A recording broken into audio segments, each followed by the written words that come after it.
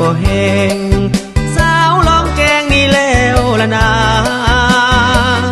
โอ้ลูกเก่ามงวาดทรงเหมือนหนึ่งดาราแม่นผู้ใดสร้างมาหรือเทวานั้นลงมาปั้นงามเหลื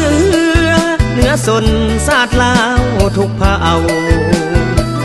ถึงอยู่ป่าเขาหาใส่เราจะมาเปรียบปานได้พบครั้งหนึ่งดุดดึงพาให้ไอ้ฝันเมื่อบุญกินเจียงคืนนั้นเขาฝากสัมพันธ์ฮักกันจนตายที่สันผู้หมอน้องบอกว่าลูกกับอายลูกนี้จนตายบอกคายเคลื่อนคำสาบานยามอายไกลจากหากน้องขึ้นสู่เวียงจันทร์วันหนึ่งอายคงกลับหันมาหากันโนลูกเก่ามุงสาวเนื้อเมื่อไก่ใจอายเป็นห่วงขอน้องอย่าลวงอย่าลวงอายเลยอนงยามอายไกลห่างหัวใจนางให้มันคงจงฟังเสียงเพลงห้องทรงผู้ยอจงลองแจ้งบ่ว่า